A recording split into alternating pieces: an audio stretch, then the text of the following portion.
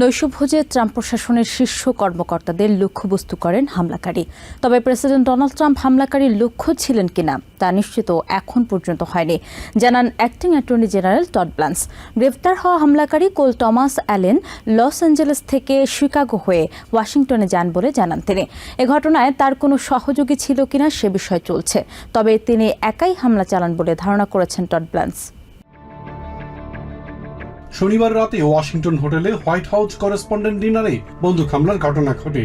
নৈশভোজে president Donald Trump, first lady Melania Trump এবং vice president JD Vance সহ Trump প্রশাসনের শীর্ষ কর্মকর্তারা উপস্থিত ছিলেন।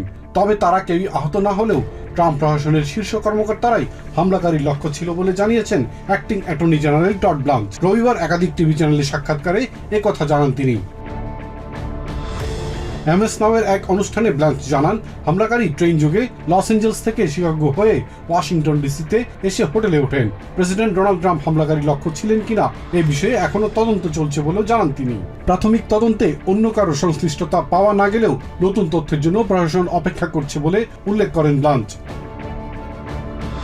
এবিসি নিউজকে অ্যাক্টিং অ্যাটর্নি জেনারেল জানান, সিক্রেট সার্ভিস, স্থানীয় পুলিশ ও ফেডারেল সংস্থাগুলো সমন্বিতভাবে একটি চিরুনি অভিযান পরিচালনা করছে। ফক্স নিউজের সাক্ষাৎকারে তিনি আরও বলেন, হামলাকারীর অবস্থান করা হোটেল রুম, ডিজিটাল ডিভাইস ও ক্রেডিট কার্ডের ইতিহাস খতিয়ে দেখা হচ্ছে।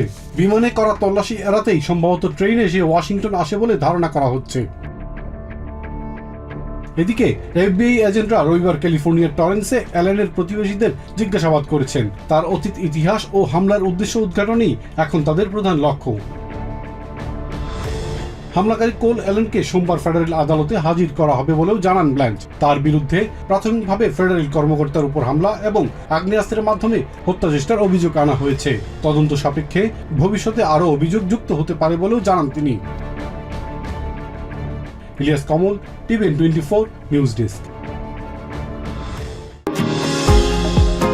নিউ ইয়র্ক থেকে সম্প্রচারিত টিভিএন 24 টেলিভিশন বিশ্বজুড়ে বাঙালির কণ্ঠস্বর।